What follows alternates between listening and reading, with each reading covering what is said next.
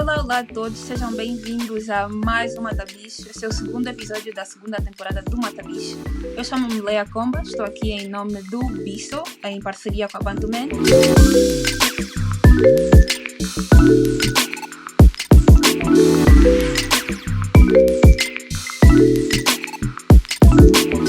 E hoje, mais uma vez, estamos aqui presentes para trazer um assunto super pertinente e vamos abordar um assunto relacionado ao continente africano.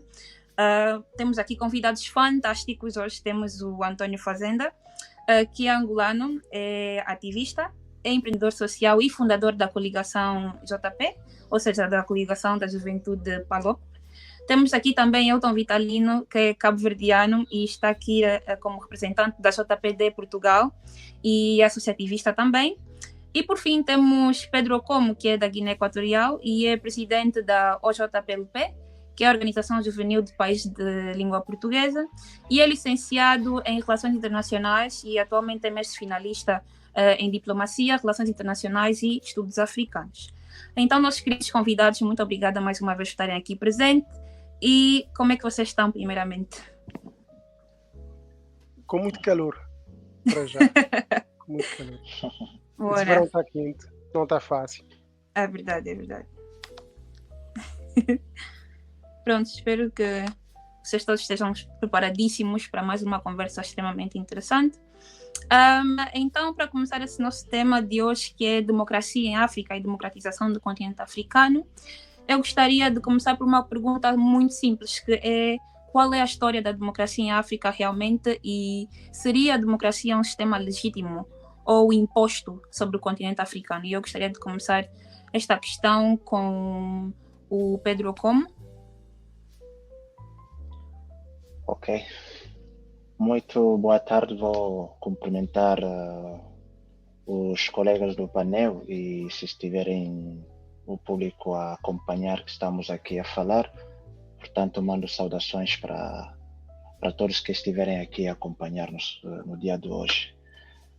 Uma pergunta realmente pertinente e gostei muito da forma que foi planteada a pergunta, mas eu gosto muito de primeiro definir o conceito para assim quem estiver a acompanhar saber que realmente o que eu for realmente abordar reúne realmente alguma relação com o que vamos realmente o conceito para tratar. Por que eu digo isso? Porque, obviamente, estamos a falar da democracia e certeza que vou deduzir que estou a falar na óptica ocidental, a democracia que nós conhecemos, né, que nós estudamos nas escolas.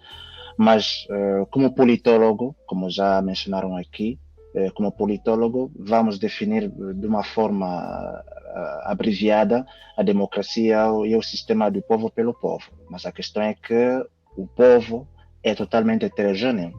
Estamos num mundo que tem um total de 5 continentes e cada continente, cada país, cada povo tem uma forma autóctone para perceber o que é um sistema político em geral. Portanto, uma democracia, a democracia nunca pode ser uma, porque já que a Terra é mesmo heterogênea, então os pensamentos legítimos de cada povo também são totalmente diferentes.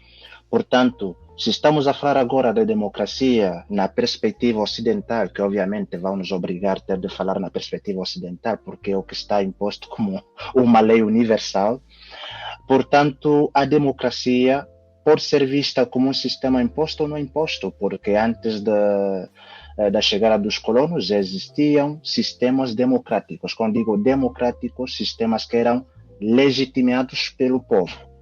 Portanto, se é uma democracia da forma ocidental que nós entendemos hoje em dia, seria uma forma muito mais recente para os nossos povos, porque realmente é um sistema que não tem nada a ver conosco.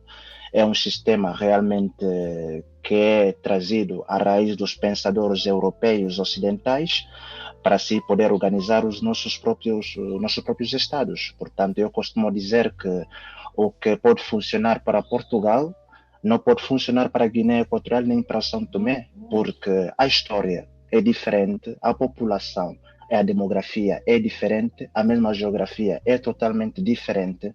Portanto, por isso encontramos que no continente africano existem várias constituições semânticas, que quer dizer constituições que realmente não reúnem condições nem concordam com a realidade dos países. Então, isso é uma falha democrática. Isso quer dizer, então, que há alguma coisa no sistema democrático que existe em cada um dos nossos países que realmente não conjuga diretamente com a realidade dos países. Portanto, eu posso ficar por ali para algumas outras perguntas que forem abordando sobre o tema, para ir respondendo conforme as perguntas que forem fazendo.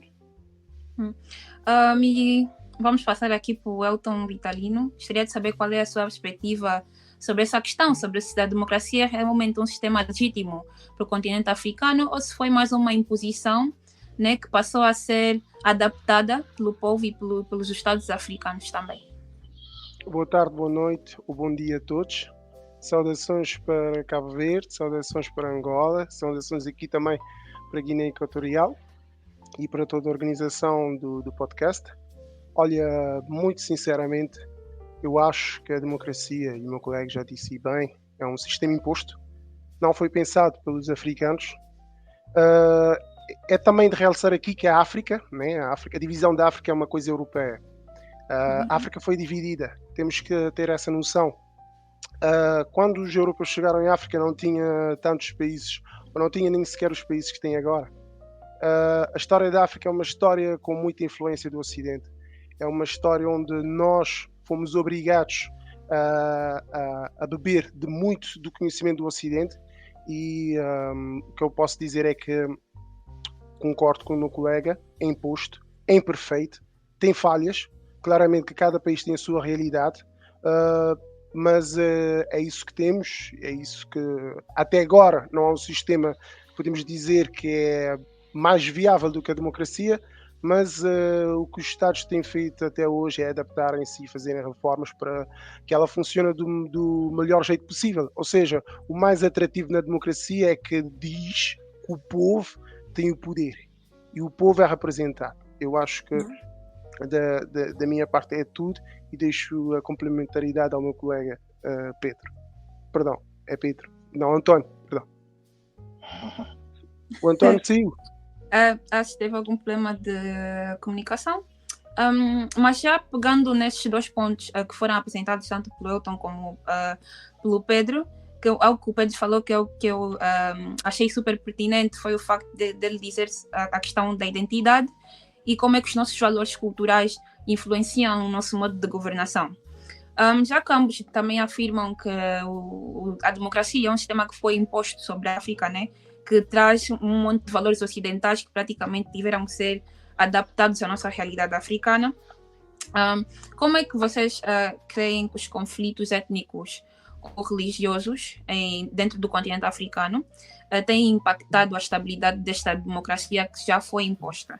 Ou seja, como vocês também afirmaram, fazer aqui uma recapitulaçãozinha para o António, que felizmente está de volta. Dois pontos que o Pedro e o Elton apresentaram aqui traziam a questão da identidade, ou seja, da cultura do continente africano e da nossa identidade como povo, e qual é o impacto que essa identidade tem sobre a nossa forma de governação e sobre o nosso modo de fazer política no continente, no modo geral.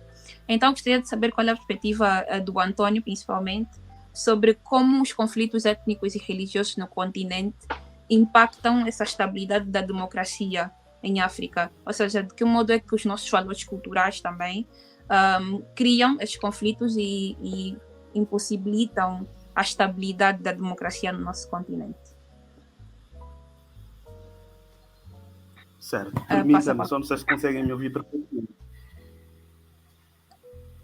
Conseguimos ouvir, sim. Certo. Estou a ouvir com muita dificuldade, mas eu necessariamente, antes de entrar no segundo ponto, eu vou começar logo do início, aquela que foi a primeira questão, se a democracia foi imposta ou não foi imposta, tá, embora aqui os meus companheiros aqui do painel já conseguiram avançar alguma coisa, né? Olha, é importante dizer que a questão da democracia em si só, no contexto africano, nós conseguimos notar que ele vem após, nesse caso, o processo colonial. Se foi, nesse caso, uma das grandes condições para alguns países né? Porque nós temos que entender que no contexto africano é a questão de formação de reinos. Sim, mas aqui vamos empiricamente dizer que sempre os povos, nesse caso, permitiram um processo de democracia, nesse caso aceitando um determinado modelo de governação. Então, este processo, como eu disse logo no início, vem da característica do processo da descolonização, nesse caso, que ocorreu no século XX, vamos dizer assim, porque grande parte do período dos países africanos que entraram nesse processo. Acho que a minha caiu de novo. Continuamos, conseguimos ouvir. Não, do outro lado. Estamos a ouvir. Conseguimos Estamos a ouvir. Eu acho que ele é que não consegue ouvir-nos. Não, acho que a questão é que está tudo paralisado. Agora sim, já está tudo bem. Antônio, nós conseguimos ver e conseguimos ouvir. Conseguimos ver e ouvir.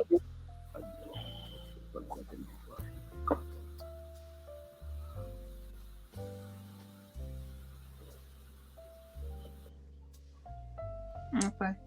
Felizmente o Antônio saiu mais uma vez. Acho que tem alguns problemas ali. É, verdade. Mas eu creio que o Pedro queria levantar um ponto enquanto eu fazia a questão, levantava a questão para o Antônio. Não sei se sim, porque como eu comecei na minha introdução, temos de perceber muito bem quando estamos a dizer que a democracia foi imposta. Por isso que eu ressaltei para não entrar aqui no monopólio da ideologia ocidental, porque não quer dizer que estamos a falar de democracia, estamos a falar diretamente na perspectiva ocidental, na perspectiva eurocêntrica, porque, como já falei, a democracia define-se como um sistema do povo e pelo povo. Então, se sabemos perfeitamente que o planeta onde nós vivemos, a humanidade onde nós vivemos, tem uma grande diversidade dos povos, cada povo tem o que acha legítimo. Porque a característica mais importante da democracia é a legitimidade. E a legitimidade é otorgada pelo povo. E, portanto, se existe um sistema que o povo desse determinado território acha pertinente e adequado para a organização da política do seu próprio território, isso é uma democracia. Portanto, já existiam sistemas democráticos antes da chegada dos povos ocidentais na colonização. Portanto, por isso que podemos dizer que é um sistema imposto quando estamos a falar da perspectiva eurocêntrica. Uma democracia na perspectiva e na visão ocidental. Mas o sistema democrático em si já existia no continente africano. Por isso temos vários exemplos dos impérios, dos reinos, das sociedades tribais, porque é preciso dizer que a democracia faz parte de um dos 7 elementos do sistema político. A democracia faz parte do que nós conhecemos como regime político. Então, há 2 tipos de regimes políticos, o ditatorial e o democrático. Tudo isso tem a ver com a legitimidade. Um sistema, um regime que tem a legitimidade do seu povo é conhecido como sistema democrático. Um sistema que não conta com a legitimidade do seu povo é conhecido como sistema ditatorial. Portanto, era simplesmente para que assim todo aquele que estiver nos acompanhar que saiba que estamos aqui a tratar de 2 perspectivas. A perspectiva afrocêntrica e a perspectiva ocidental ou eurocêntrica. Era simplesmente isso. Achei interessante o ponto que o Pedro levanta aqui, que afirma que a democracia já existia no continente africano no período pré-colonial, antes da chegada da colonização.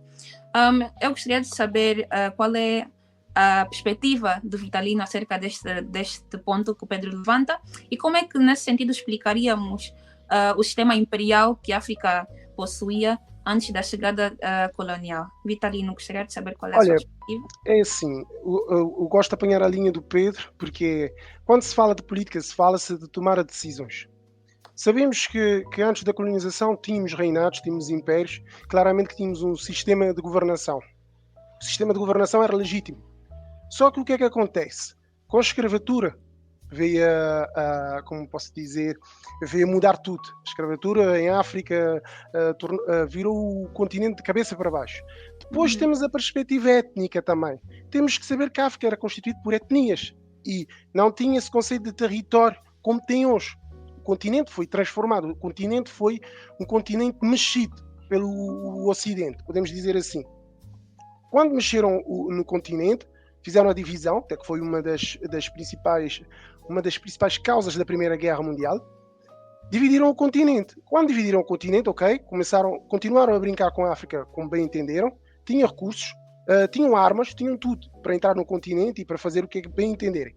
Com a independência, claramente que o povo africano e os seus líderes tentaram organizar a casa. Só que temos que entender que, depois da Segunda Guerra Mundial, ainda temos a Guerra Fria. Na Guerra Fria, se temos em África os partidos ou sistemas socialistas, claramente que o interesse não era influenciar uma pessoa. Vamos lá ver. Se temos um sistema totalitário, a pessoa é que toma as decisões. E para o Ocidente, claramente para o capitalismo, isso não era atrativo. Tínhamos que saber, o capitalismo tinha que ter uma estratégia para fazer com que esse sistema caísse. Uma forma de fazer esse sistema caísse é dizer, olha, temos o povo, não és tu que mandas, o povo também tem uma voz. E claramente que influenciar massas é mais fácil do que influenciar uma pessoa. E aí, claramente, vê esse lobby, vê essa propaganda de democracia. Olha, temos a democracia. O que é isso de democracia? Olha, a democracia é que tu podes eleger um representante. É super viável, é top mesmo. Tens que ouvir ideias, tens que ir lá, tens que votar e tens opções. Coisas que logo depois sabemos da independência, muitos países africanos não tinham. Claramente que a democracia é como se fôssemos ver, é como a Coca-Cola, que estavam a tentar entrar em algum mercado, a dizer que a Coca-Cola é super, é o máximo, parem de beber não sei o quê e comecem a beber a Coca-Cola. Estás a ver a ideia? É algo que foi, claramente é algo que foi trabalharam a mente do povo e depois instauraram a democracia. E até hoje, dizemos que a democracia é imperfeita, sim, é imperfeita. Todos os sistemas têm imperfeições, mas é o que nós herdamos, é o que nós estamos a tentar adaptar até hoje. Com as diversidades étnicas, com os problemas territoriais, enfim, de uma maneira. Deixo aqui o António, que já está em linha para reforçar alguma coisa. Certo. A tua última parte da tua abordagem achei muito interessante, mas, olha, nós vamos ter que entender porque a questão depois da questão da luta, né, pela independência, vinha a autodeterminação, nesse caso, em função dos partidos políticos que combateram no processo colonial, né? Para aqueles partidos que estavam mais ligados ao comunismo, os outros partidos que não estavam. Isso sim, depois começou a ser um bicho de dor de cabeça em África. Porque se nós conseguimos notar, conseguimos fazer uma análise daquilo na perspectiva histórica, no contexto angolano, nesse caso, nós temos um partido muito ligado, temos até agora um partido muito ligado para quem nos deu, né? Conseguimos, né? Em função da guerra, nesse caso, com os portugueses, mas era mais ligado, que só queriam ser um partido único. Nesse caso, podíamos ter a mesma essência anterior, mas com um estilo de governação diferente. Né? Embora aqui o nosso contexto permitia, nesse caso, não só o contexto angolano, mas em geral a questão do reino, né? Mas em função dos outros partidos, que vamos trazer a UNITA, que lutou muito pelo multipartidarismo, aquilo que é a perspectiva de que não pode só ter um único partido a governar, ou não pode ter um único representante legítimo do povo, vamos dizer assim, um único indivíduo que fala, ou uma única instituição que fala pelo povo. Então, esse quesito foi muito importante, essa luta entre os povos. Isso depois vem a questão da Guerra Fria, com quem acabou aqui muito de endossar. Mas é importante dizer que o processo democrático, eu não acho que parte apenas só da perspectiva do Ocidente. Como o nosso companheiro, se eu não estou em erro, da Guiné-Bissau, ele já disse logo no início, que o nosso processo já vem muito antes do colonialismo, já tínhamos um processo democrático. Agora, nós, cada Estado, cada povo, deve determinar qual é o seu modelo de governação. Isso é que nós devemos estar a discutir. Se o processo democrático, no que consiste o processo democrático, qual é a melhor via para alguns países africanos. Isso é que nós, eu acho que devemos refletir. Não sei se conseguiram perceber, meus colegas. Muito bem. Algo que todos mencionaram aqui, principalmente o Antônio e o Vitalino, foi a conexão entre lutas por independência e a democracia em África, o que me leva para uma discussão muito grande sobre as vagas de democratização do continente africano. E as duas primeiras vagas, por exemplo, algo que já foi mencionado aqui, ou seja, as duas primeiras ondas de democratização do continente foram, a primeira foi de 1961 a 1975, uma época em que muitas das independências, principalmente na África Austral, estavam a acontecer, né? Então temos aí as lutas anticoloniais na África Austral e temos também a intervenção dos Estados Unidos da América nessas lutas. E temos a segunda vaga de democratização, que é de 1991, algo que o Vitalino também mencionou aqui, que é o colapso da União Soviética, né? Sobre a qual muitos países africanos estavam dependentes, né? E que financiava também muitos países africanos. E, posteriormente, com o colapso da União Soviética, esses países passam a depender de outras organizações para financiamento, como o Banco Mundial e outras ONGs, que, de certo modo, forçam esses países africanos a serem democratas para que pudessem receber o financiamento. Depois do colapso da União Soviética, temos 2005 para cá, um período de grandes mudanças sociais em África. Temos manifestações populares a acontecerem, principalmente recordando do Zimbábue e da Zâmbia, em que movimentos de jovens promoveram a antecipação de eleições democráticas também. Temos também grandes manifestações que ocorreram na Namíbia, temos essa questão de transições de estados, temos a Primavera Árabe, principalmente, que promoveu mudanças sociais que a princípio não foram feitas de forma armada. Então, com essa contextualizaçãozinha, eu queria perguntar para vocês se vocês creem que vem por aí uma terceira onda de democratização do continente africano, ou vocês creem que isto é apenas um conjunto, um fenômeno de mudanças sociais que ocorreriam de qualquer forma? Então, como é que vocês veem o continente africano nos próximos anos? Ou há a possibilidade dessa terceira onda de democratização ou não? Tá bom, como eu sempre sou o primeiro a falar, gostava de dizer que... Consegue me ouvir? Com certeza. Sim, gostava de dizer que, primeiro, a segunda questão, não abordei a segunda questão, porque fizeste uma pergunta muito importante, uma questão muito importante sobre a multiculturalidade e o mundo étnico dentro a função e o que pode prejudicar ou favorecer o facto de um país ter muitas etnias, né? Realmente, um país ter muitas etnias não deveria ser nenhum problema, sempre e quando o sistema político seja realmente desenhado conforme, como já falei, ao sistema demográfico de cada país. Por isso estamos a falar que o que o nosso continente precisa é ajustar os seus sistemas políticos com a sua própria realidade demográfica, geográfica, vamos dizer assim, social, geográfica e demográfica. Por que eu digo isso? Temos exemplos aqui na Europa, temos a Espanha. A Espanha é um país que, quem sabe, é realmente um país multiétnico, porque a etnia vem através da nacionalidade. E, portanto, dentro da Espanha existem várias nações. Como sabemos, estão os galegos, estão os catalães, estão os mesmos castelhanos, estão os vascos, e conseguem estar ali em sociedade. Por quê? Porque eles têm um sistema que realmente reconhece a autonomia de cada um desses povos, o que não acontece no nosso continente africano. E isso é justamente pelo que estamos a falar aqui, a falha do sistema democrático imposto nos nossos estados. Fazer um copy-paste de Portugal para Guiné-Bissau vai dar errado. Fazer um copy-paste da Espanha para o meu país, Guiné Equatorial, que tem 7 etnias diferentes, vai dar errado. Já nem fala de outras partes. Portanto, as etnias, realmente, o conflito étnico que acontece em muitos dos países africanos onde nós pertencemos, tem justamente a ver com essa má aplicação da democracia nos nossos sistemas políticos.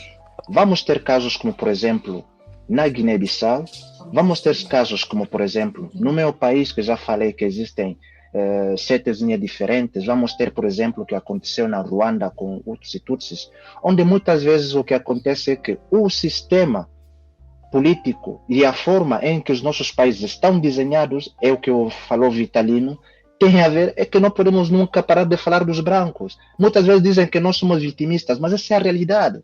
Os problemas que nós temos hoje em dia vêm através da Conferência de Berlim, através da forma em que desenham os países. Nossos estados estão, parece que foram desenhados na escola.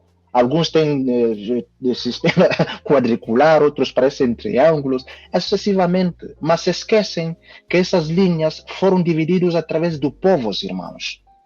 E, portanto, vamos ter os casos que vamos falar agora, nas vagas da democracia, que depois vou voltar a falar, mas como último, para não estar aqui a ocupar o espaço, tem a ver com justamente isso. Tudo o que está a acontecer no Mali, o que está a acontecer na Níger, existem eleições que basicamente os povos escolhem não pelo programa político, senão simplesmente por ser da mesma etnia, porque eles interpretam que o facto de ter uma pessoa da minha etnia no poder vai me favorecer ainda mais.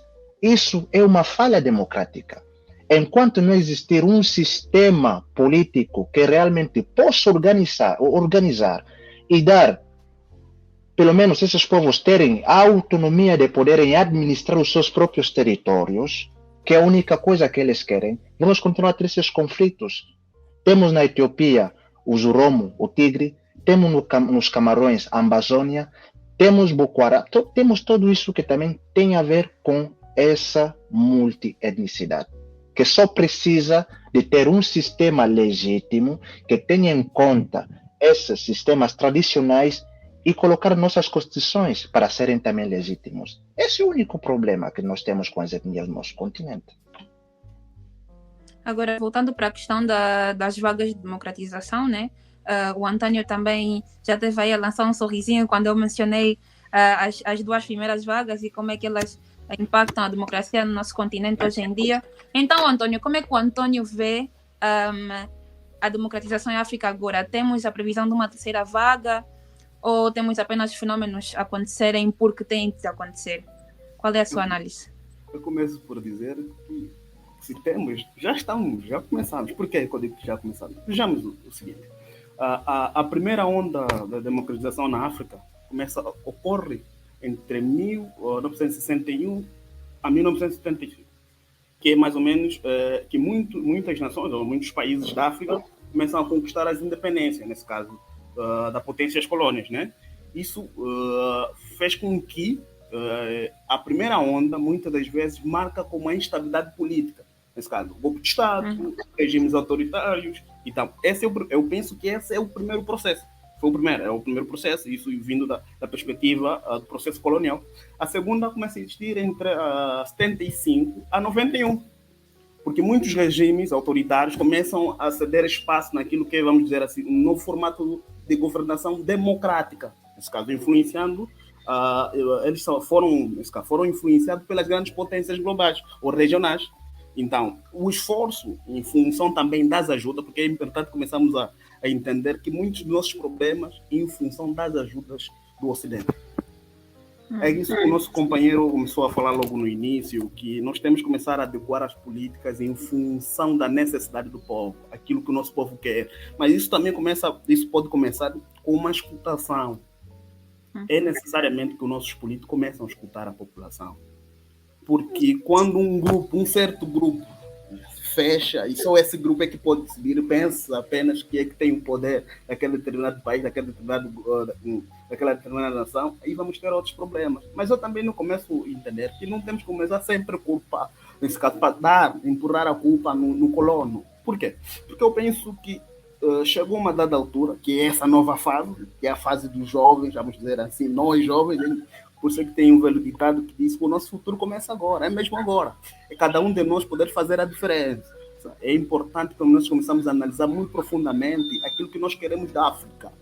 E mais, aqui também já vem aquilo que é a perspectiva da fuga de quadros, é muito importante. Mas, voltando naquilo que eu estava tentando aqui trazer à tona, que esta nova fase é importante a união, e mais, os países os países que, noutra hora, começam aquilo que é a questão, o golpe constitucional, né?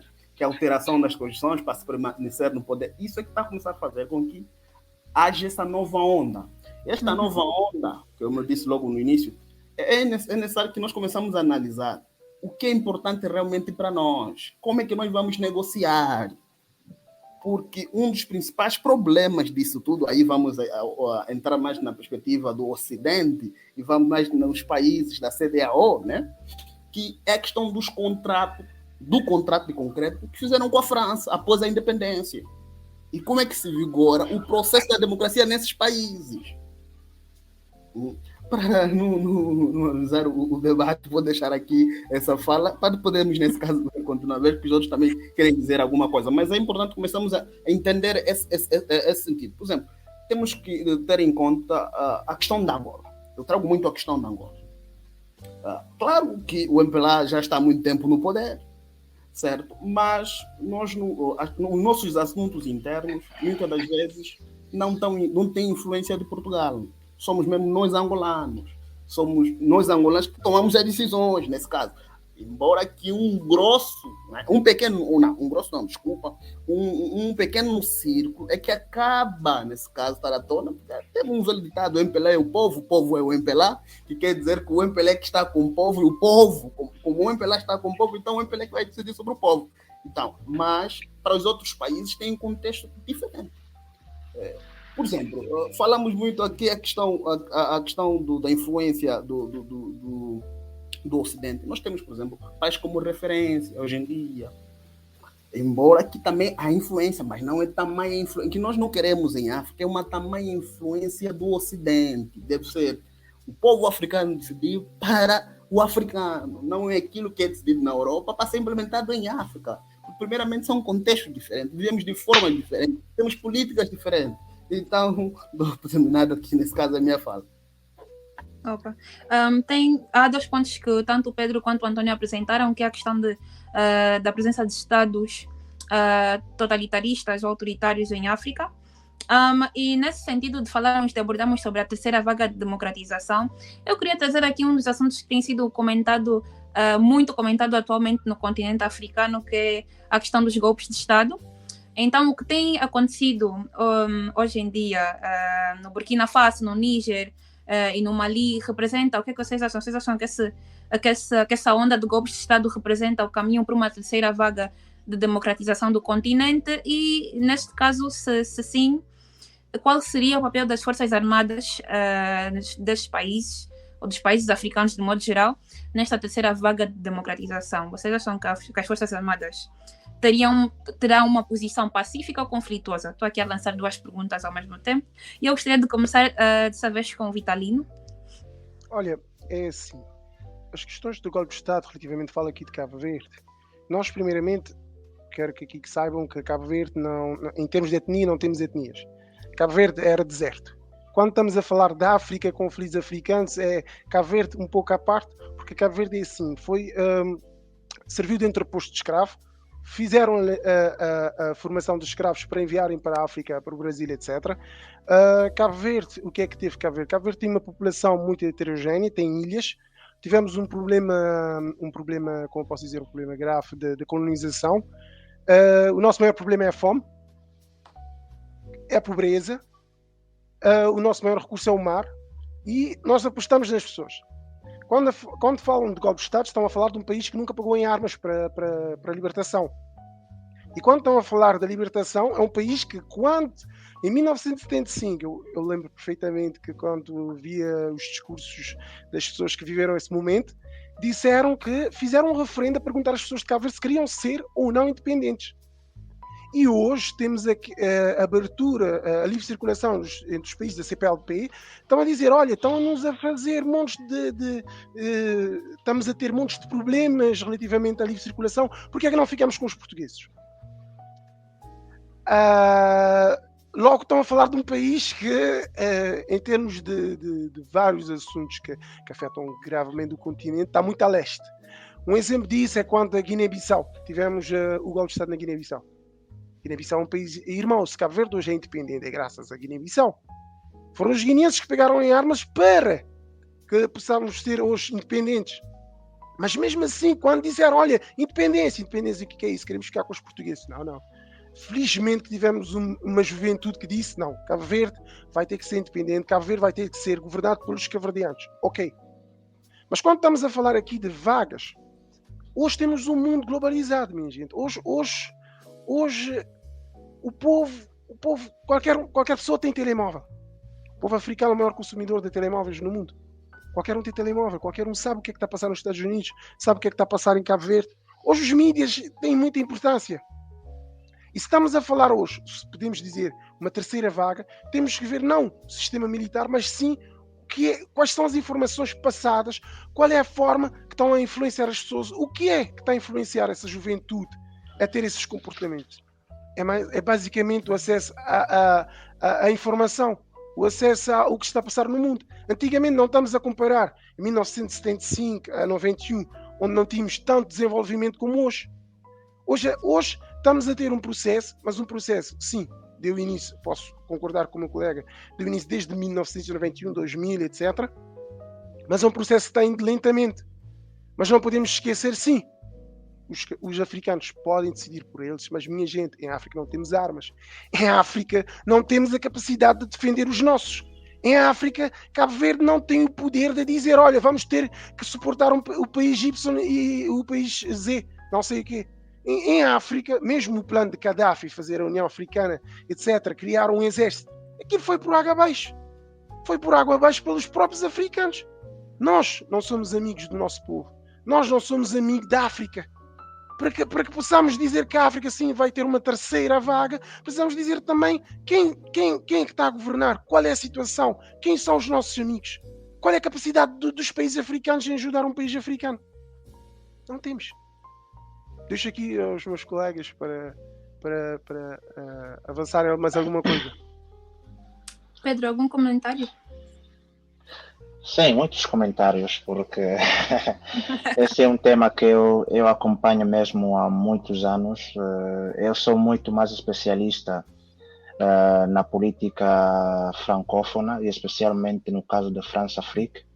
Portanto, não vou falar muito, mas sim, levantaste uma boa questão. A relação sobre os golpes de Estado que estão a acontecer, primeiro no Mali, depois na Guiné-Conakry, Guiné-Bissau, agora no Níger, se isso pode se relacionar com uma terceira vaga enquanto a democracia. Mas estamos a falar de terceira vaga, e eu acho que isso já é muito. Falar de uma terceira vaga da democracia no continente africano, porque primeiro a grande maioria de nós nem chegamos a 60 anos de existência. Uhum. Então, quando estou a falar isso, muitos desses países que disseste ali nem tem uma segunda vaga de democracia. Por quê? Porque África, que nós falamos sempre África, sim, sentimos-nos africanos antes eu sinto-me africano antes da Guiné Equatorial, porque sabemos perfeitamente que o nome que não fomos nós que criamos esse nome para nós mesmos. Portanto, quando eu digo isso, por que eu digo isso? África é África, mas existem várias Áfricas dentro da África. Entendem? Nós temos nós, os povos palopes, nós temos os francófonos, nós temos os anglófonos. Da mesma forma que nós temos na zona do Maghreb, os árabes, que têm uma realidade totalmente diferente. O povo do Sul tem uma realidade totalmente diferente. O povo do Corno da África tem uma realidade diferente. E nós da África Central, e estamos ali em contato com os francófonos, tem uma realidade totalmente diferente. Portanto, quando estamos a falar da unidade da África, se há uma parte que falha, o resto também vai falhar. Agora, estamos aqui a falar de Mali, de Burkina Faso, de Níger, da Guiné-Conakry. Eu poderia considerar que é uma abertura para a democracia, de verdade, porque estou a dizer isso analisando as características dos novos chefes de Estados, por momento, porque são chefes de Estados que não vão ficar ali, que estão a preparar Pode ser umas eleições ou pode ser outras decisões que possam tomar futuramente pelas suas próprias características. Mas devemos saber por que eu digo que é uma abertura para uma democracia. Eu comparo isso com o que chamamos Primavera Árabe, e eu chamo o que está acontecendo no Sahel como Primavera Saheliana, porque tudo isso começa no Mali, mas muita gente não sabe por que isso aconteceu no Mali. E lá vamos chegar outra vez, a falar outra vez dos europeus. Porque isso tem a ver com a França. O que está acontecendo no Mali, no Níger, no Burkina Faso, especialmente até na Guiné-Conakry e outros países que vão vir, porque depois estou a falar uma primavera, porque isso vai realmente chegar a outros países. Quem acompanha minhas redes sociais sabe que eu já venho falando disso. Costa de Marfim está lá perto, Senegal está lá perto também, isso pode acontecer. Mas isso tem a ver porque isso tem a ver a partir do bombardeio da Líbia, a partir do momento do assassinato de Muammar al-Gaddafi. Porque se vocês repararem, antes do ano 2011, essas confusões no Sahel não existiam da forma que existem hoje em dia. O que realmente provoca as manifestações, vamos falar só do Mali, porque não quero falar muita coisa, porque é muita coisa para falar, mas vou pôr só o exemplo do Mali. O que acontece no golpe de Estado do Mali do ano 2020 é a partir das eleições de 2018, a partir de 2014. Se escolhe um chefe de Estado para acabar com o terrorismo. Mas o terrorismo, que é protagonizado pelo grupo AGMI, que é um grupo da Al-Qaeda do Maghreb Islâmico em África, que são uns soldados que realmente saíram a partir do bombardeio da guerra que aconteceu na Líbia. Mas quem é que bombardeou a Líbia? Foi a França, foi a OTAN, foi a França e os Estados Unidos que juntaram-se para tirar o Gaddafi. Então, o facto de Gaddafi ter sido morto desestabiliza Líbia e desestabiliza o povo. Vamos entrar outra vez na multietnia. Estamos a falar do povo Tuareg. O povo Tuareg que está a protagonizar muito nos enfrentamentos jihadistas que acontecem no Sahel.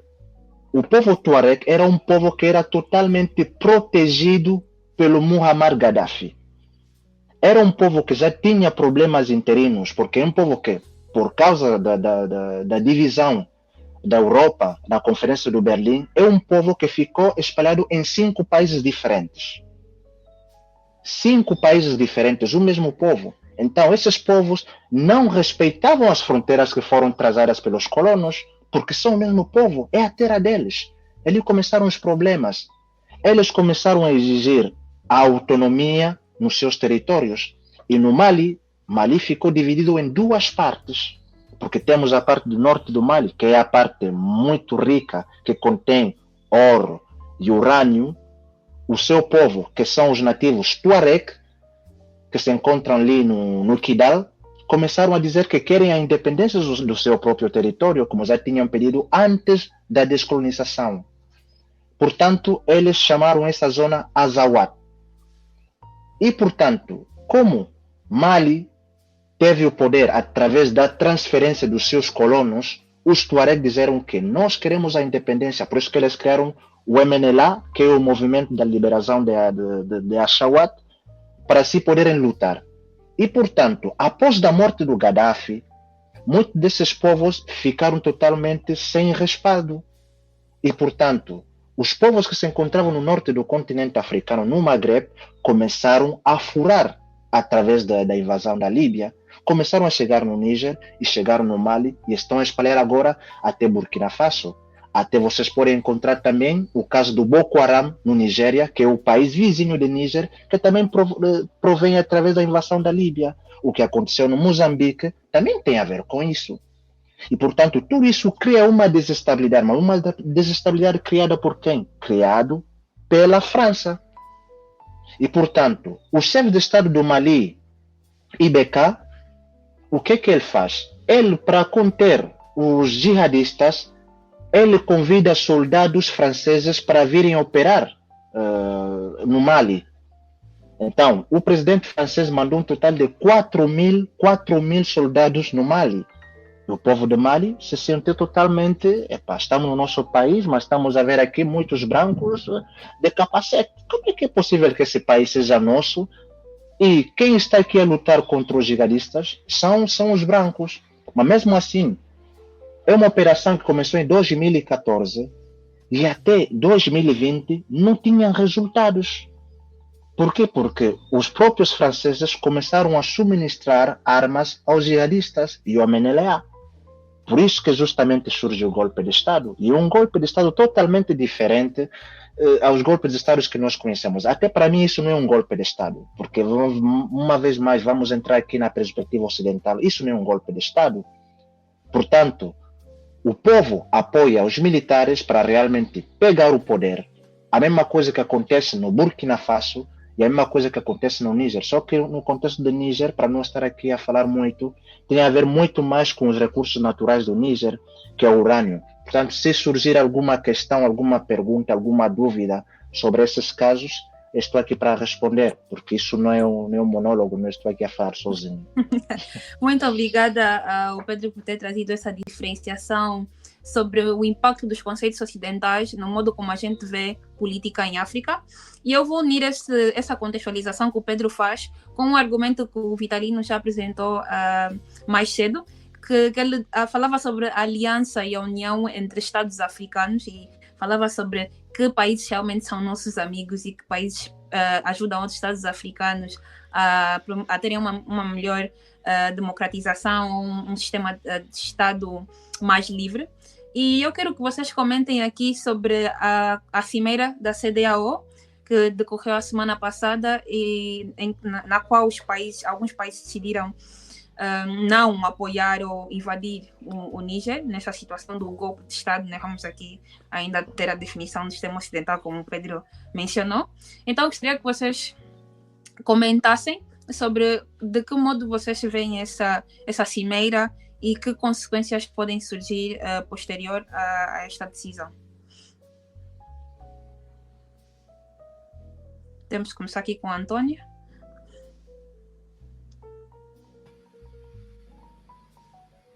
Certo, conseguem me ouvir perfeitamente, né? Sim, consigo. Sim. Nesta temática, a questão da CEDEAO, de uma intervenção militar no Níger, em primeira instância eu não vou de acordo, porque esse assunto é nosso, e me parece que a CEDEAO está a tomar uma posição não propriamente da CEDEAO, do interesse da CEDEAO. Então, isso é muito complicado. Por isso é que, há bem pouco tempo, o nosso companheiro da Guiné Equatorial disse que quando a intervenção é feita pelo Ocidente, isso fica muito complicado. E, além disso, esses golpes de Estado depois têm um apoio popular, o que quer dizer que o povo aceita o golpe de Estado. E, bem, é importante que a CEDEAO deveria mesmo notar, se prevenir, para aquilo que nós chamamos de golpe constitucional. Porque quando você permite que governos fazem alteração, ou um presidente de um país, através do seu grupo parlamentar, né, faz a alteração da Constituição para poder ficar mais 5 anos, muita dificuldade. E, além disso, esses presidentes, se nós começamos a notar, é que esses presidentes, esses partidos políticos, eu falo concretamente muito da CEDEAO mesmo, porque indo um pouco para a questão dos PALOP, o cenário é muito diferente. Porque esses indivíduos que estão lá no poder atualmente são indivíduos que têm um apoio da própria França, têm um apoio dos Estados Unidos. Então, há sempre o interesse. E depois que nós começamos a analisar, é que os golpes de Estado em África, ultimamente, estão a ter apoio da Rússia. Isso também não é bom. Eu penso que isso não é bom, porque nós temos que começar a pautar por nossos próprios interesses. Aí é que está, depois vai a questão da unidade nacional. Nesse caso, é importante que os países africanos, por via das Nações da União Africana, começam a entender o real propósito de África. Porque quando começamos a ter ainda dificuldade de entender o que é ser africano, aí sim, não estamos aqui a falar africano apenas, nós temos muito aquela tendência, não, o africano é só aquele indivíduo que é negro. Não estou a me referir a isso, mas aqueles indivíduos que têm interesse para a África e com a África, que querem trabalhar em toda a África. É importante nós começarmos a destacar isso. Então, a própria CDAO, se nós começarmos a notar, não vai começar mais, já não vai se fazer fé da própria CDAO. Porque, entendamos, a questão da política monetária é que a CDAO criou um mecanismo, vamos dizer assim, que, concretamente, com a questão da França. Quer dizer, que a França atualmente tem um controle dos países da CDAO. Isso é muito complicado. O que vai acontecer aqui é que esses países estão a tentar se libertar da CDAO. É isso que eu estou a ver. É importante que nós começamos a analisar isso. Mas também o nosso companheiro Guiné Equatorial tocou aqui num assunto muito importante, que é a questão do urânio do Níger, em que, olha só, como é que nós vamos entender isso? Quase 90% da população do Níger não tem energia. Como é possível? Esses problemas vêm através dos recursos naturais dos países africanos. Então, eu sou daqueles indivíduos que têm como opinião é que sabemos que temos que cooperar mesmo, porque no final do dia é importante a cooperação entre os países, mas também temos que começar a priorizar com quem devemos cooperar e como nós vamos cooperar, porque uma cooperação que não beneficia o nosso povo não adianta. Estamos lá a fazer o quê? Então nós temos que começar a analisar isso. Eu peço para não monopolizar o debate, né? É importante que nós começamos a analisar com que país nós vamos cooperar. E além disso, antes de cooperar com o Ocidente, vamos dizer assim, com a Europa, com a América, com a Ásia, é preciso que primeiramente cooperamos entre nós. Porque só assim será possível termos uma África, de verdade. Porque o João ou o André que querem nos ajudar também tem os seus interesses. Tem em pauta também a sua população. Então nossos líderes têm que começar a pensar a África, mas pensar a África com os africanos. É preciso que nós começamos, porque a política em si da União Africana é uma coisa bonita. A política em si, mas não queremos só a política em si, é a implementação da política. O projeto da União Africana é um grande projeto. Então precisamos de ter indivíduos com cabeças, como por exemplo o ex-presidente da Líbia, que estão dispostos a investir na União Africana. Aí sim vamos ter resultado. Agora, enquanto estivermos a tentar andar sozinhos e não com os outros, vai ser muito difícil. Para a perspectiva africana, vamos ter sempre problemas. Então, esse é um ponto de vista quanto a esse assunto. Mas deixando aqui presente que eu não sou a favor de golpe de Estado. Mas também não sou a favor de golpe de Estado. O Vitalino tem alguma coisa a dizer, já que é um ponto que o Vitalino reforçou muito no princípio da conversa, sobre essa questão de alianças? Sim, eu quando eu vi o projeto de Gaddafi fiquei super entusiasmado. Até quando mataram o Gaddafi eu assisti, eu vi o enforcamento, fizeram em direto e depois tiraram a imagem dos mídias.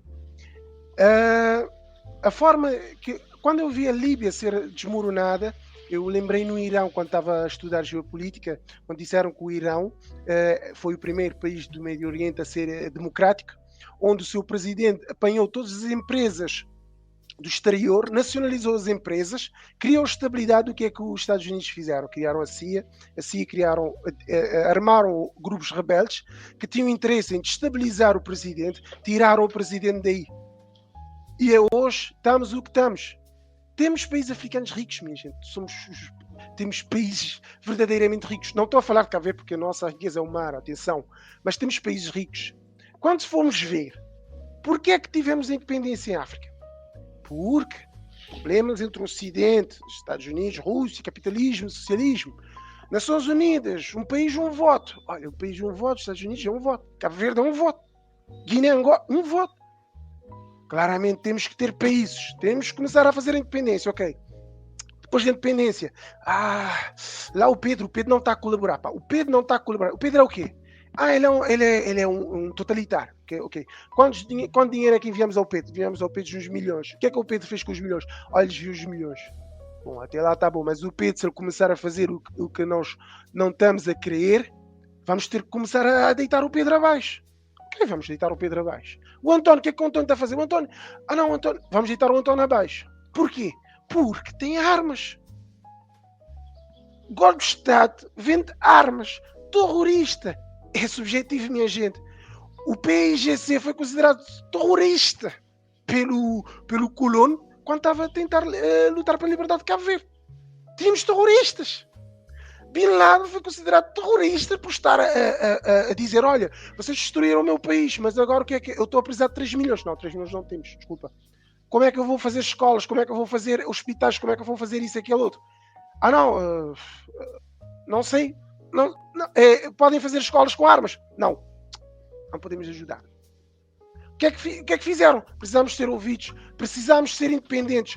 Para quê? Para sermos independentes temos que mandar algumas cabeças para o ar. Fazemos isso. Minha gente, há gente considerada terrorista que nos seus países são heróis. A primeira coisa que eu digo às pessoas, temos que definir o conceito de terrorista. Quem é o terrorista? Primeira coisa, quem é o terrorista? É quem que está a lutar pela libertação? É quem que fez o golpe de Estado? Ou é quem que está lá? Terrorista é uma questão subjetiva, primeiramente. Depois, minha gente, a questão da África é o seguinte.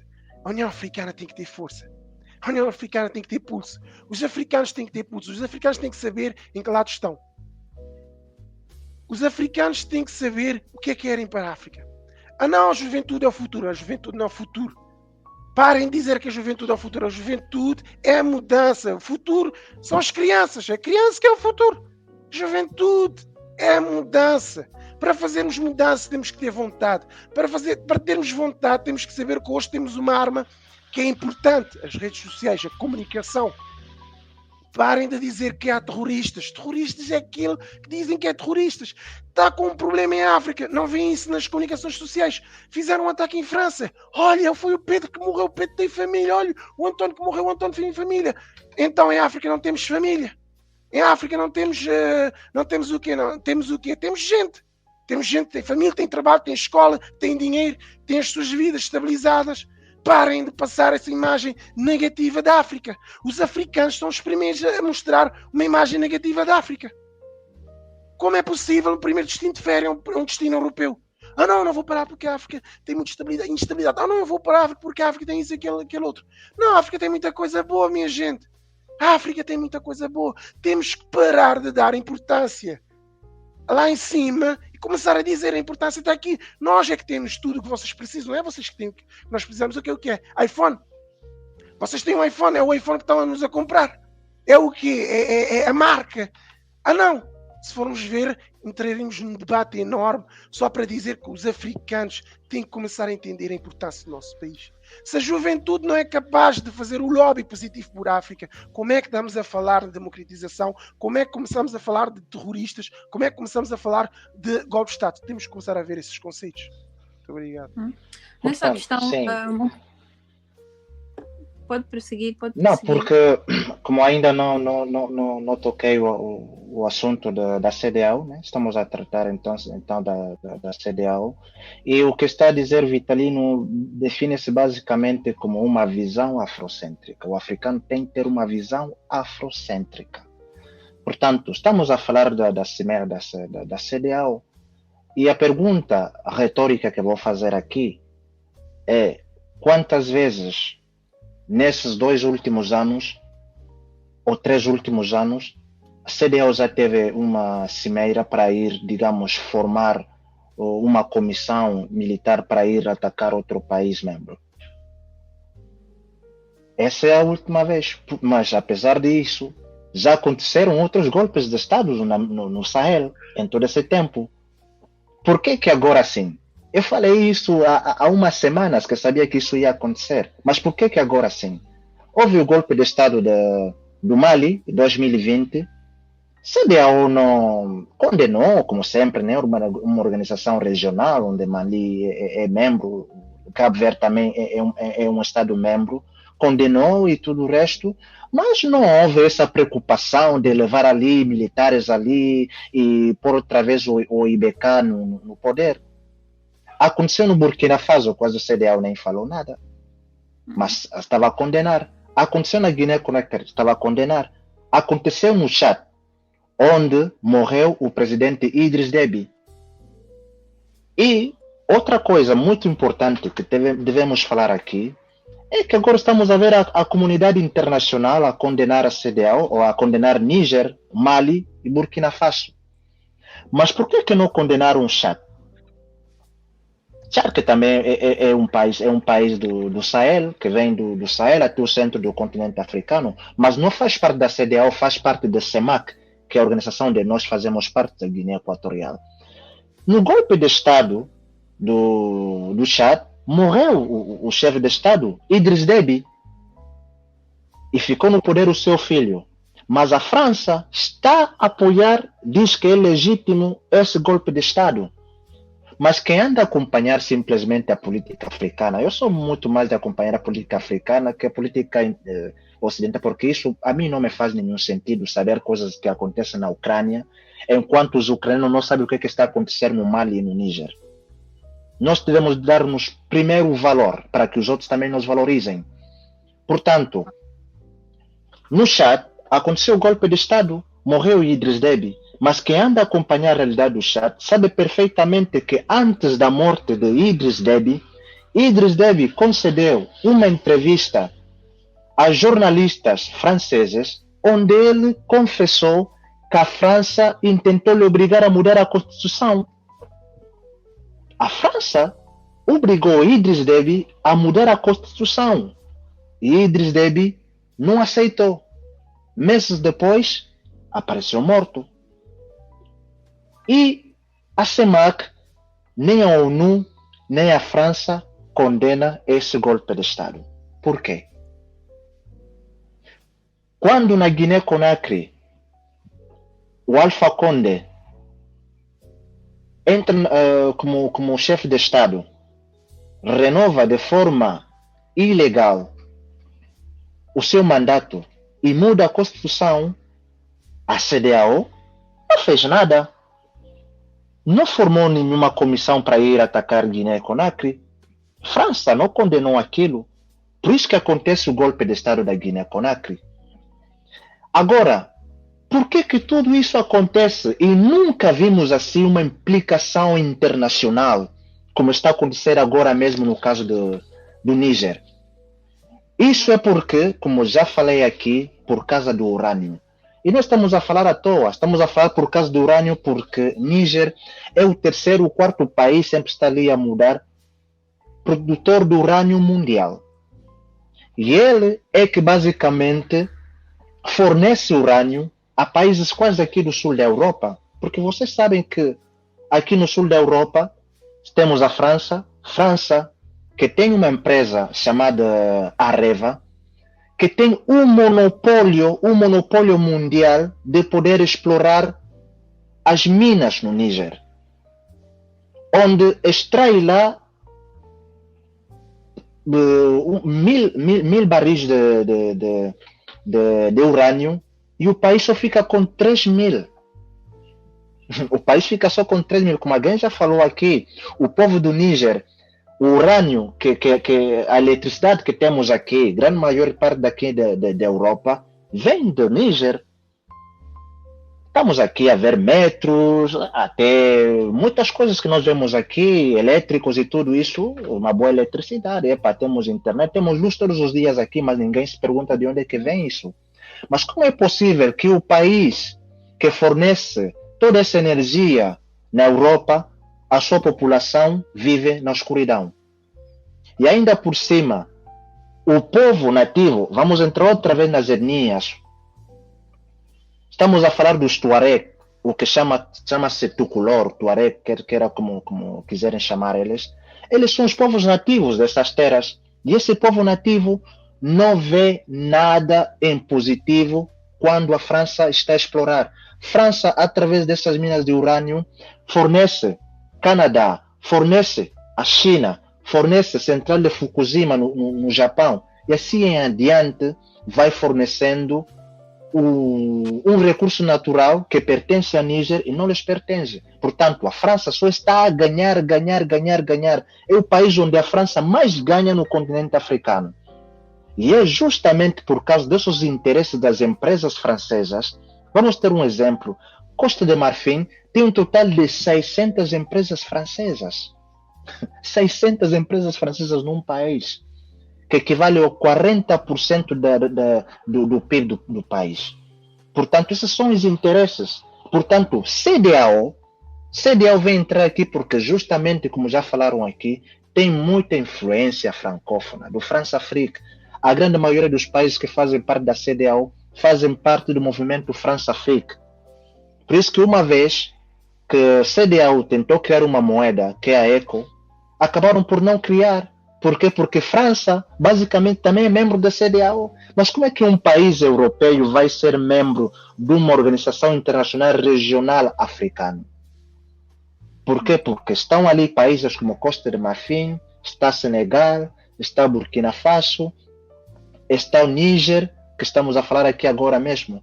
Portanto, a CDAO está a fazer isso pela pressão internacional, pela pressão ocidental, pela pressão da França, porque não é só a França que se beneficia, como já falei, está ali Canadá, estão ali os países do sul da Europa, estão o Japão, China.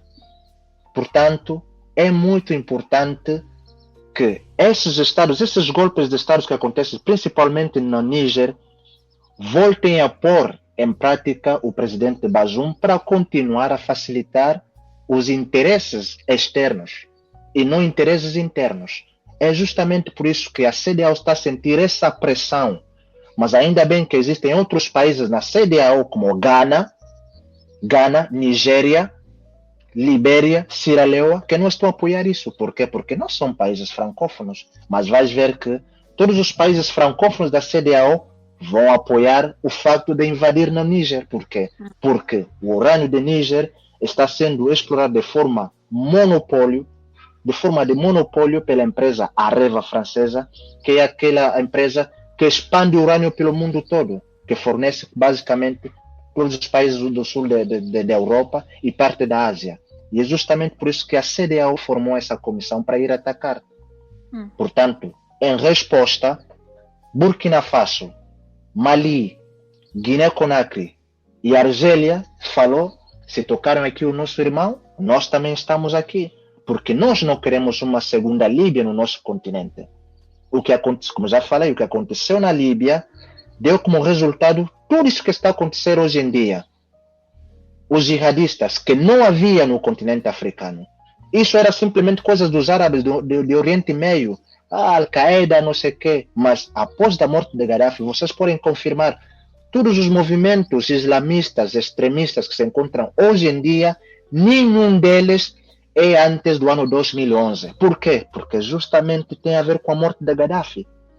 Portanto, essa é a narrativa que realmente leva a CDAO poder precipitar essa invasão no Níger. Não é pelos interesses dos países africanos nem pela organização da CDAO, são pelos interesses externos. Ouvi também aqui pontos voltados à questão do pensamento afrocentrado, né? Ou seja, temos perspectivas mais afrocentristas para o nosso continente. E aqui, chegamos já na reta final da nossa conversa, eu gostaria de saber qual é a vossa visão sobre a democracia em África para o futuro.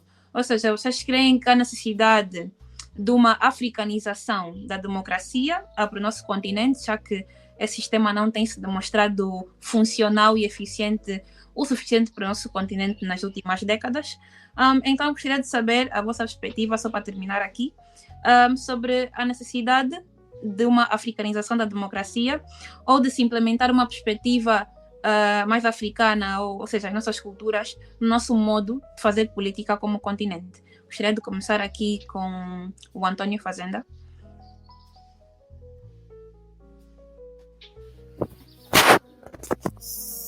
Certo, como disse logo no início, é importante que os países, os governos nesse caso, passam a ouvir mais o povo.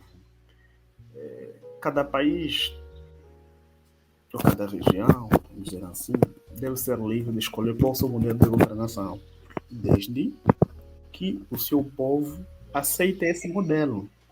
Não pode ser um outro país impor, nesse caso, que estilo de governação esse país deve ter. Então, aí começa também a pautar para aquilo que é o chamado de referendo. Eu trago aqui, por exemplo, um exemplo muito prático, embora que uns podem dizer que não é um país democrático, isso pode variar muito da opinião de cada um. Temos a Federação Russa. Na Federação Russa há eleições, tem governos, nesse caso, são eleitos pelo povo. Há bem pouco tempo, o presidente da Federação Russa fez um referendo. Nesse caso, dentro desse referendo, pediu com que a população votasse se realmente querem que ele continuasse no poder ou não. É importante que nós começamos a trazer também esse tipo de visão. Mas eu sou daqueles indivíduos que concorda que deve ser dentro de um país autonômico. Não pode ser um único partido a governar, porque quando um partido é um único partido a governar, isso depois dificulta muito a evolução daquele país. Porque começamos a pensar só para nós, começamos a pensar só para um determinado grupo. É necessário que haja, varia. Hoje é o fulano na presidência, amanhã é o cicrano. É importante, começamos aqui a seguir um estilo e temos aqui como um grande exemplo a questão do Cabo Verde. O Cabo Verde, depois da independência, entrou com um sistema de multipartidarismo. E nós temos sempre eleições constantes em Cabo Verde. Então devemos seguir isso também como exemplo. É importante. E vai mais. E está dentro do nosso continente. Não é um país de fora. É mesmo Cabo Verde. Está aí perto. E faz parte dos palopes. E serve de exemplo para os nossos líderes. Hoje o país é a governar, outro dia o outro partido. Então, mas tem que ter essa dinâmica. Porque um país que não tem esse tipo de dinâmica fica difícil. É muito difícil poder evoluir. Claro que tem outros problemas que depois possam ser versados, mas eu digo sempre, se conseguimos sentar e meter a pauta daquilo que é a visão da governação, é preciso que os países comecem a ter agenda de governação. Qual é a nossa agenda enquanto país daqui a 20, 30, 40 anos? E essa agenda, independentemente de quem vem governar, não é alterada essa agenda. Então, é preciso começarmos a sentar nisso. Penso que essa é a minha visão em si, daquilo que nós esperamos, porque mesmo nós estamos aqui agora, queremos fazer a diferença, nem os outros, como aqui há bem pouco tempo falamos, somos nós jovens, né? Nem o futuro também, nós não somos o futuro, somos o presente, temos que construir, garantir com que os nossos filhos, os nossos netos possam encontrar uma África melhor. Mas isso vai depender da contribuição de cada um de nós, daquilo que pensamos para a África, daquilo que queremos que a África implemente. Já que o Antônio menciona também aqui Cabo Verde, então gostaria que o Vitalino apresentasse um ponto rápido sobre essa questão da africanização da democracia, ou seja, qual é a nossa visão para a democracia em África nos próximos anos. Olha, António, primeiramente Cabo Verde, eu acho que a nossa sorte, o nosso azar é a nossa sorte. O facto de não termos recursos, hoje estamos estável. O facto de não termos recursos de importância, para além do mar que é explorado pela União Europeia, atenção, temos sorte. Um país, como se diz, um país livre, é um país em paz, é um país feliz, estás a ver? Eu estou a compreender quando entras com essa parte de Cabo Verde. Precisamos de mais países felizes em África. Mas eu digo sempre, em África precisamos de uma estratégia, de uma geopolítica. África, tivemos tantos problemas, acho que a cada dia temos mais problemas internos para resolver do que problemas externos. E a África temos uma coisa, como o neocolonialismo econômico. Eu acho que o Pedro, sim, o Pedro, fala muito do neocolonialismo, da influência da França. Quando falo da França, falo de outros países também que têm influência no continente africano. E quando falo da geopolítica africana, a União Africana, CEDEAO, CPLP, perguntamos, temos todas essas instituições para quê? Se estás a falar de democracia, se estás a falar de uma nova vaga a nível internacional, temos que ter uma estratégia a nível internacional. A África é o maior fornecedor de matéria-prima. Sem farinha não há pão. O que é que temos que fazer? A África tem que saber qual é o seu valor. Os países africanos têm que começar a fazer como no Irão, no início.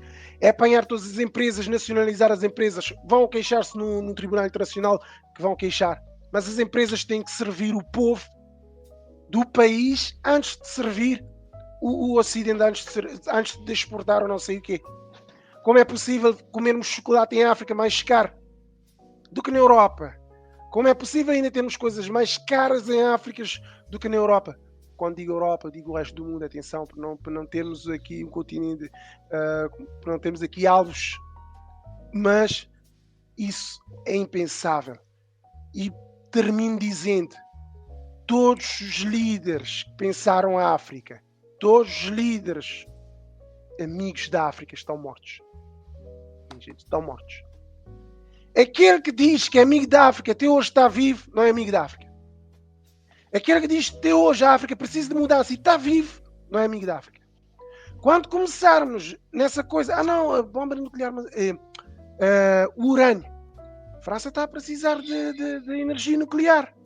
A Rússia já começaram a fechar o petróleo. Não, temos que voltar ao nuclear. Onde é que vamos buscar matéria-prima? Quando começarmos a entender a nossa importância, quando países como Cabo Verde disserem vamos enviar soldados, quando começarmos a dizer vamos enviar soldados, olha, mexem com Angola, estão a mexer connosco. Não queremos saber, vamos todos morrer. Vamos todos morrer, mas não mexem com Angola. Na Ucrânia, com todo o respeito pelo pessoal da Ucrânia. Ucrânia é um problema da Ucrânia. Em África temos mortos todos os dias, minha gente. Morrem gente todos os dias. É uma falta de respeito. É uma falta de respeito que tem com a África. A partir do momento que um país africano fizer como hoje, invadem o nosso irmão, estamos dentro. Vamos morrer todos juntos, não temos nada a ver. O produto é nosso, o país é nosso, as empresas são nossas. Se quiserem, nós exportamos. Se quiserem, é o nosso preço. Se quiserem, temos que dar o primeiro passo. Até Cabo Verde. Cabo Verde, quando falaram de moeda única, disseram, olha, temos o escudo é maior, é uma das moedas mais fortes em África. Quando disseram, vamos tirar o dólar, essa pessoa que disse, vamos tirar o dólar, olha, ela tem que dormir com os olhos abertos, porque um dia pode ser morto, se realmente for essa bem a intenção. Quando falarem de moeda, quando falarem de qualquer geopolítica africana, prestem muito bem atenção, essa pessoa daqui a uns anos está morta. E essa pessoa realmente pensou a África. Enquanto tivermos essa ideia dentro da África, quando tivermos esse neocolonialismo nunca acaba, eu acho que não vai acabar nem hoje nem amanhã, mas enquanto países, não interessa a força militar, mas a palavra dizendo, mexem com os nossos, estão a mexer connosco. Essa coisa de inimigo do meu inimigo é meu amigo, tem que parar. Isso aconteceu no tempo da Guerra Fria. Agora não, agora somos amigos. E quem mexer com o meu amigo, estamos dentro. De uma perspectiva muito assim, simplista, mas é assim. Temos que começar a ajudar os nossos irmãos. Temos que parar de dizer que em África tem terroristas. Pensar quem são os terroristas. Pensar porque é que temos o governo de hoje. Pensar o que é que o povo africano quer. Muito obrigado. Só para terminar aqui a nossa conversa super interessante, com pontos extremamente intrigantes também. O Pedro vai aqui fazer o desfecho dessa questão e gostaríamos de saber a perspectiva do Pedro sobre o futuro da democracia em África, o que é necessário, ou qual é a previsão do Pedro, com base em todos esses acontecimentos no nosso continente. Sim, enquanto o futuro da democracia depende também da estabilidade do resto do continente. É inevitável falar isso.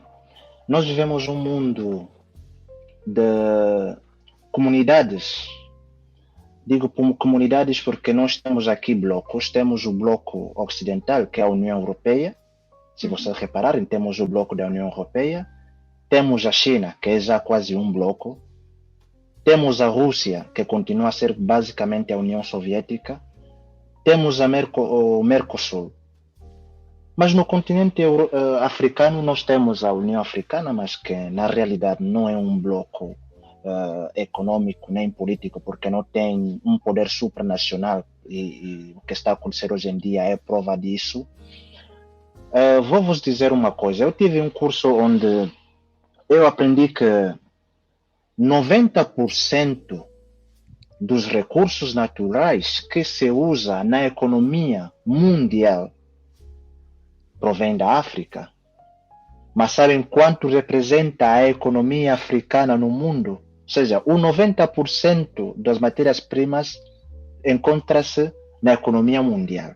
Mas a mesma economia africana no mundo só representa 4%.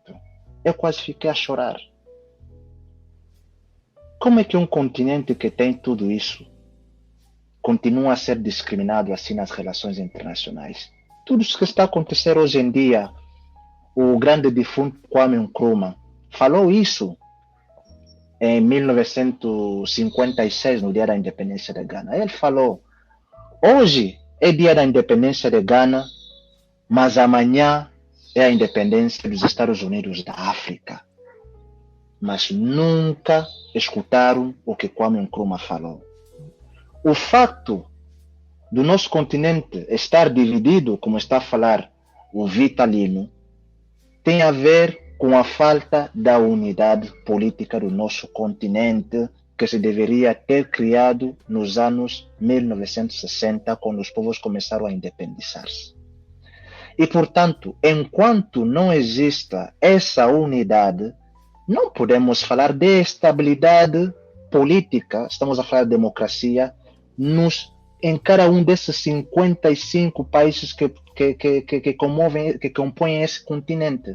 Porque o problema que está a acontecer hoje em dia em Níger afeta Mali, afeta Nigéria, afeta Camarões, que é o nosso país vizinho, e já começa a chegar na Guiné Equatorial, porque já começamos a ter ali os piratas, por causa do Boko Haram. Portanto, sem uma estabilidade política, nem econômica, nem demográfica, não podemos ficar a perder o tempo a falar muito da democracia. Porque a democracia, como já falei no princípio, tem a ver com a legitimidade do povo. Enquanto o povo não tiver legitimidade para realmente poder escolher quem quer que seja o governador do seu próprio território, não podemos falar da democracia. Exemplo disso é Níger. Mali, como é que é possível que o povo está a apoiar, a suportar um golpe de Estado porque acha que realmente pode vir fazer bem politicamente, socialmente e economicamente para o seu país, mas que a comunidade internacional não aprove essa legitimidade do povo? A legitimidade é a democracia, e sem legitimidade nós não podemos ter democracia. Por isso que eu continuo a pensar que realmente sim é uma vaga para a democracia tudo isso que está a acontecer, porque o povo já está a começar realmente a tomar decisões sobre o seu próprio território.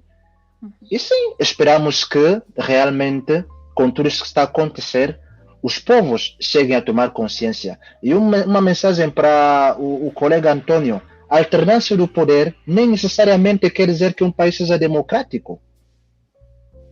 Há países que podem ter um sistema, falo outra vez que somos escravos da mentalidade ocidental, um país pode ter um sistema que não tenha nada a ver com o sistema da alternância no poder, mas que seja legítimo pela sua própria população. Por quê? Porque esse povo acha que esse sistema é melhor para as suas características políticas, econômicas e sociais. É isso que posso dizer.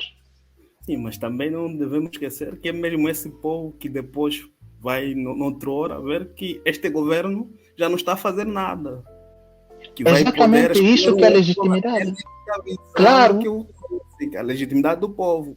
Se o povo hoje escolheu João para governar, mas depois o povo viu que durante os 5 anos, ou 6 anos, ou 10 anos, não importa, de mandato, não conseguiram alcançar aquilo que o povo estava a almejar.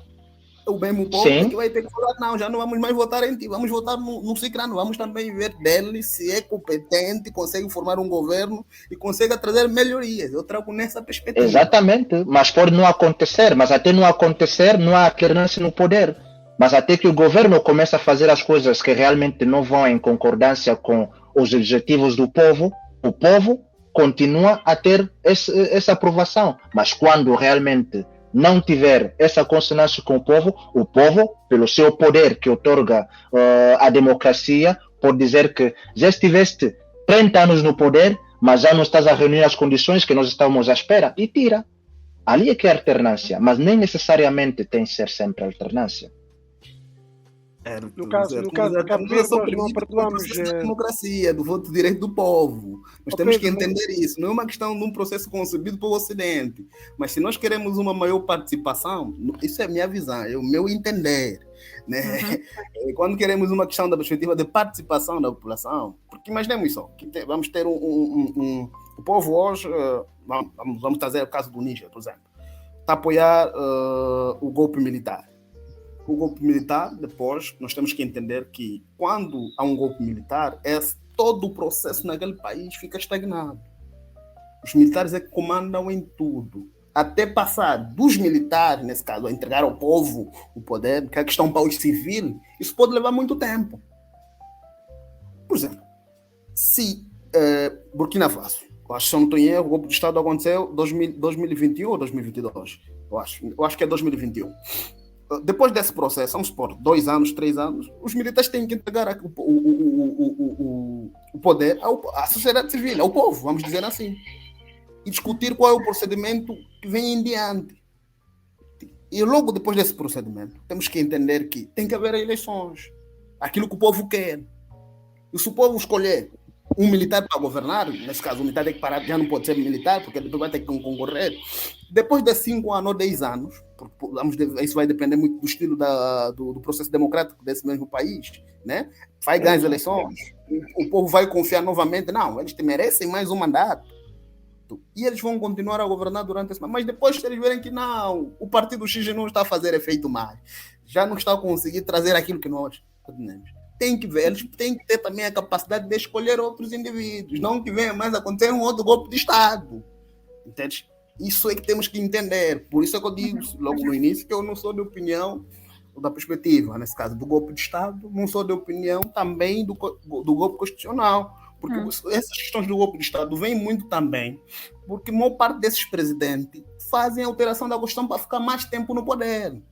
Isso vamos trazer aqui um caso prático, é o Senegal. O Senegal, por um pouco, podia fazer isso. Mas também, por via de algumas pressões, o presidente acabou de dizer que eu já não vou concorrer. Mas só disse isso porque também estava a ser pressionado. O que aconteceu? Prendeu o adversário político. Então, nós temos que depois analisar profundamente se é realmente isso que nós queremos. Por isso, a questão do processo democrático é importante. Agora, o período que isso deve ser discutido por todos. Por isso que essa é a necessidade de fazer um referendo. Não. Qual é o modelo que nós queremos? Queremos que os governos ficam aqui, por exemplo, com um partido político fica aqui, por exemplo, 10 anos, mas é isso que o povo quer. Eu digo sempre, por vezes, os parlamentares não representam o povo. Por isso é que eu digo sempre a perspectiva do referendo. Nós temos que definir, tirando do parlamento isso, deve ser o povo a votar. Quanto tempo vocês acham que um partido político deve ficar no governo? O povo tem que decidir. Quanto tempo o indivíduo pode concorrer à presidência? Quantos mandatos? Mas deve ser o povo, não os parlamentares. Porque o que acontece? Aquela abarrotação que nós temos nos parlamentos, que um partido político tem um domínio completo do parlamento. Para não ter que estender o debate, trazer essa visão para não pensar... Sim, porque poderia responder, mas como estamos no fim, já não vamos aqui monopolizar o debate. Certo. Muito obrigado. Ouvimos aqui os últimos pontos do Antônio Fazenda e do Pedro Como. Obrigada por trazerem mais um calorzinho à conversa, apesar de estarmos no final, né? E é isso. Obrigada aos nossos convidados fantásticos por uma conversa extremamente interessante, por trazerem pontos super interessantes também. Esperamos que essa conversa continue fora desse podcast e que mais e mais jovens, como Vitalino afirmou durante a conversa, nós somos o presente dessa mudança do continente africano. Então esta conversa deve continuar também. Obrigada aos nossos ouvintes e telespectadores. Este podcast vai estar disponível no Spotify e em todas as outras plataformas em que os nossos ouvintes podem ouvir-nos, e também o vídeo será posto no YouTube da Bantuman. E por favor, não se esqueçam de visitar o website da Bantuman e em parceria com isso, em que vocês poderão ler e ver muito mais conteúdo. Obrigada a todos e vejo-vos no próximo Matadicho.